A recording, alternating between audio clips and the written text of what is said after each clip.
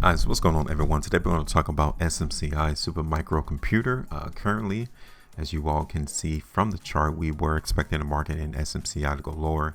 It did that, and as you can see as well, the market came in first. I would say kind of traded in between our second and third buy pocket. Okay, so we may actually get rid of this prediction, seeing that the market did hit our targets on multiple days. You guys can see started from the 2nd of September all the way into the open of yesterday. The market in SMCI actually came through and held firm on that buy pocket, which means opportunity for the buyers to control the price and begin to lift the market up higher. So first thing I'm going to do is get rid of this prediction. On the low of these daily price bars, let me zoom in a little bit more.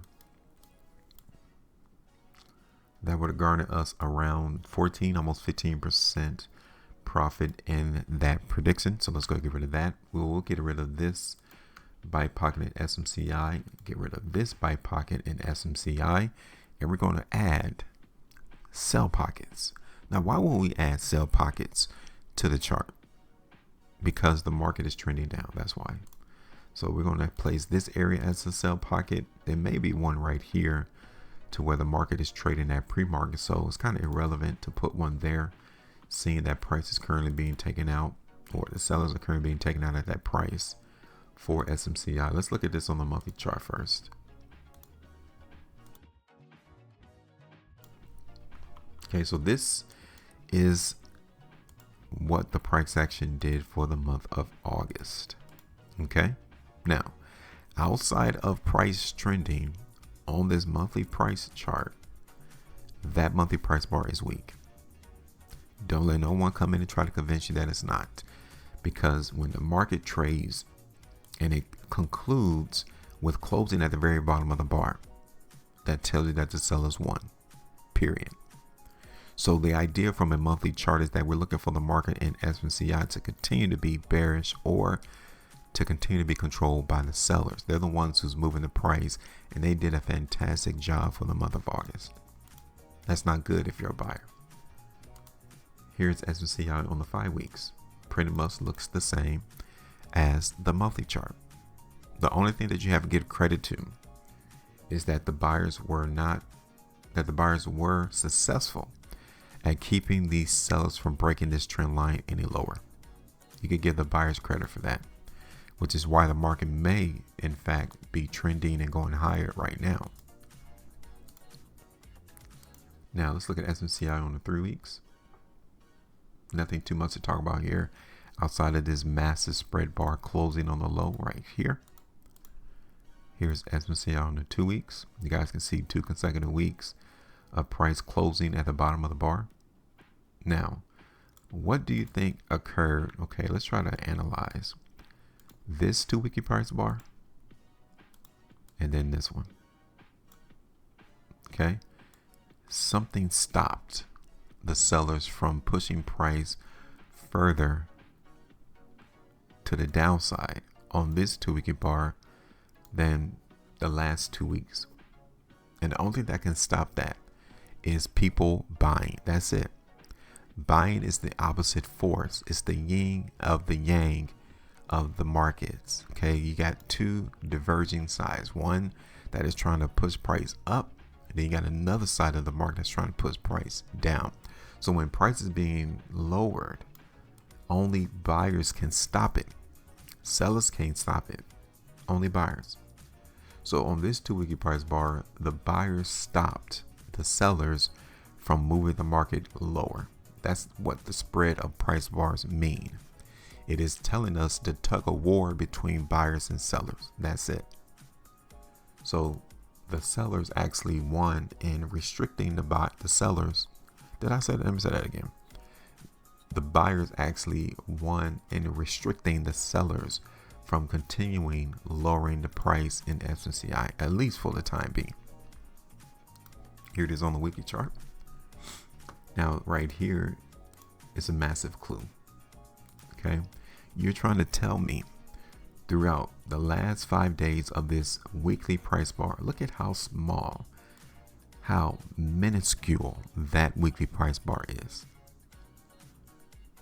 What happened? Why didn't the sellers grab the price and broke down? Why didn't they break down the price in this stock? Why is that spread so small? We'll have to break down the chart into an hourly perspective to see if this is in fact buying. So let's do that. So here's SMCI on the 11-hour chart, right? And look at this. You see, I really want people to understand that when we look at charts, don't look at it as just looking at something animated or if it's not real. We are actually looking at people's biases of what they think a stock is worth to them. We're looking at this as a collective. Everybody, from the one who has a couple of dollars to put in the market versus those who have billions of dollars to come and play. We see everything when we look at a price chart. Everything. So when we look at this price chart at SMCI, somebody was really holding this stock right here. They cannot hide this. That is why we have such a competitive advantage against those with the billions of dollars, is because they can't hide their footprints. When they need to release this money into the market, you'll see by the footprints. They leave us messages, and we have to learn how to decipher those messages. And this is where we can do that. This was being held and bought by somebody. Somebody really wanted SMCI to not go lower. And they put up money to do just that on these 11-hour price bars. Here is SMCI on the 5-hour. Pretty much looking just like the 11-hour. This is what buying looks like. My bad. Right here. Okay. When you see it hold and not being impacted by the selling anymore, someone's buying. And then eventually you'll see a move to the upside. And then another move to the upside. So it looks like SMCI wants to go up. The problem is we got to figure out where are those sellers lurking. Okay. And I just went ahead and created a sell pocket right there around $45. So there is an opportunity for the sellers to grab price again around $45 and lower SMCI and lower the price. Here's SMCI on the 330. So yeah, the market does look pretty bullish. But let's not forget that the overall trend is being dominated by sellers. Okay, so this small move to the upside on the hourly chart may only be sustained for a couple more hours. The market buyers may only be able to push the price to this sell pocket, and then we'll see another move lower. I'm just saying.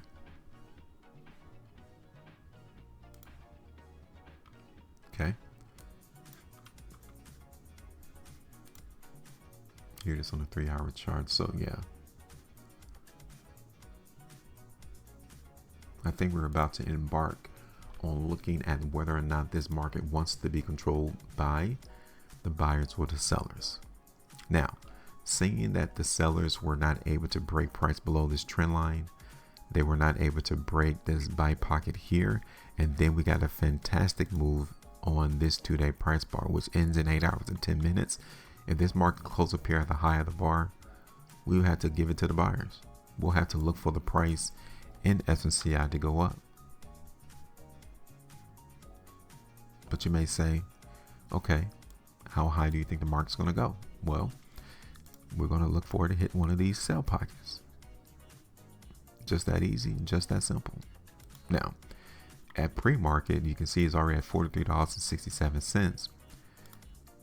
And if the market opens there, going to this first sell pocket is only like 2.6% move on the low to 4.15%, or let's just say 4% at the high. That might just happen in one day. Right when the market opens, it may hit this sell pocket, boom, price gets grabbed by the sellers, and then they come in and lower the price. So yeah, be prepared for that. But we're going to look for SMCI to try to go higher. And we're going to target these two sell pockets there. It might hit 48.50. I would like to see how the market ends today on a 2-day, but generally we can definitely see the strength playing in favor of the buyers right now. So we're going to join that team for this prediction.